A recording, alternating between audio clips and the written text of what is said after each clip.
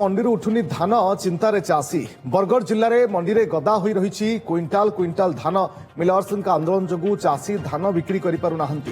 बरगढ़ जिले में प्रथम पर्यायर 47 लाख क्विंटाल धान संग्रह लक्ष्य रही बेले एजाए 33,36,000 क्विंटाल धान संग्रह होती तीन दफा दाबी नहीं मिलर्स आंदोलन जो एवं धान किणा बाधाप्राप्त होती। धर्मदत्त पाढ़ी बरगढ़ प्रतिनिधि आम सहित लाइव जोड़ी अधिक सूचना धर्मदत्त जानापी चाहिए जे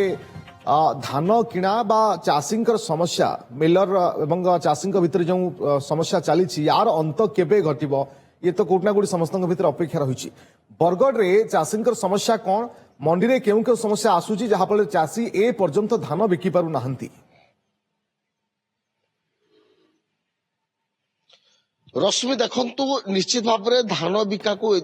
पाखापाखि जनवरी मास है कारण आ किछि दिन पर केनाल रे पानी आसीजिवो एवं केनाल रे पानी आसीबा परे पुणी थरे चाषी माने जो रबी ऋतु पर चाष आरंभ करथांती किंतु ए जाए संपूर्ण भाव में धान उठी पारे 47 लाख क्विंटाल प्रथम पर्यायर टार्गेट थिला 33 लाख रु अधिक क्विंटाल धान उठुची। ठीक है चित्र देखैबे कलापानी मंडी रश्मि ये देखंतु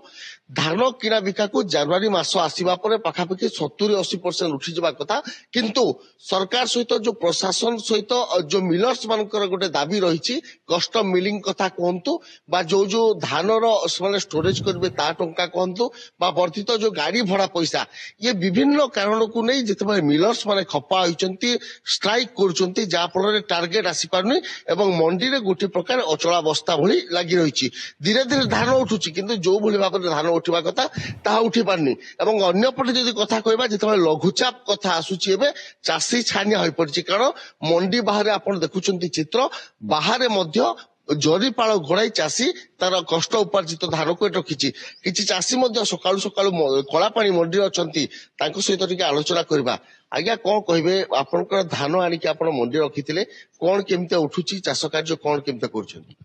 मोर ना हो एकादशिया साहू मोर गाँव हो बरागुड़ा आर आगो बुढ़ा माने कहते जे चाष सब सबे कहउछन जे हमर बरगढ़ जिला भात हांडी बोली करी आर आगो हमर बुढ़ा माने भी कहते जे चाष काम जार सब सुख जार दुनिया को जगौछि आहार यहाँ जिन आम से असुविधा काଣା होचे देखो आम धान एते दिन जाए आमर सब बिक्री बंटा हो सरी जबार कथा आमर केनाल पानी आलान आम जहाँ तो अवस्था हेलु हेलु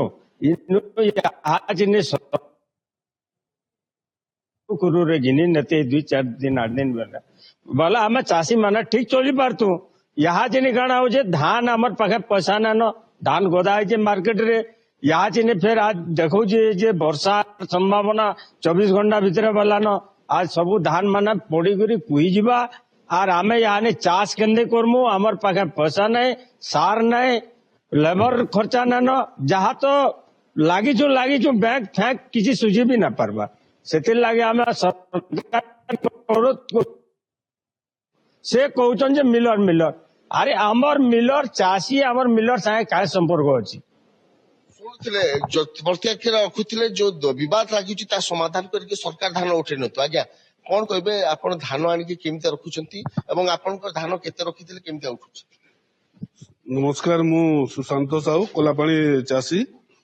कौन होइछि आमर धान जेते भी चाष होइछि आसिकी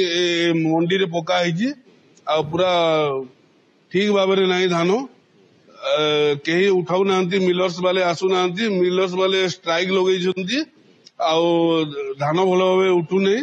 छोट छोट पैक आसुची धान उठी पारुनी मुटे चाषी एबे जो वर्षा जो खबर मिली आमर तो छाती छानिया पसि जाउची वर्षा आसले तो सब धान गया हो एवं सब सड़ीकी बर्बाद हो आमे जो लेबर मानकर खर्च पाई जो थिला से सब केमिति आमे दे पारिबो तापरे आगामी दिन रे हमर पुनी चाष करिवार अछि आउ अधिक खर्च हमको बहन करक पड़िबो आ ए भले धान सड़ी गले तो आमे सब बर्बाद हो जिवो सेते सरकार को आमे अनुरोध करछु अति शीघ्र धान टा टिके उठेले भलो होंता। रश्मि शुणुले समस्त दाबी जो भली भाव मंडी रे धान पड़ी रही सरकार को गुहारी धान उठिले से उपकृत हेबे कहीं बारंबार मंडी समस्या किंतु चाषी ही केवल एकमात्र जो पीढ़ी अच्छा चाषी जो मैंने अच्छा से हंतसंत होती मिलर मान मनमानी देखा मिले चलित वर्ष मध्य तमाम व्यवस्था परे भी चाषी समस्या दूर हो पारि नाही ये देखा मिलूँ। बहुत बहुत धन्यवाद आपन समस्त सूचना पाए। बाहाघर मासे भी नहीं एजे मोर लेहंगा भी किना हिनी एते टेंशन नहीं ना चल शालीमार जोड़ी बरबधुंक पई एक्सक्लूसिव वेडिंग कलेक्शन रहिछि और डिजाइनर लेहंगा शेरवानी गाउन भी मिलुछि मिनिमल प्राइस रे माने 50,000 टंकार लेहंगा केवल 10,000 टंका रे एवं 10,000 टंकार लेहंगा मात्र 3,000 टंका रे आसंतो शालीमार 3 कोणिया बगीचा कटक।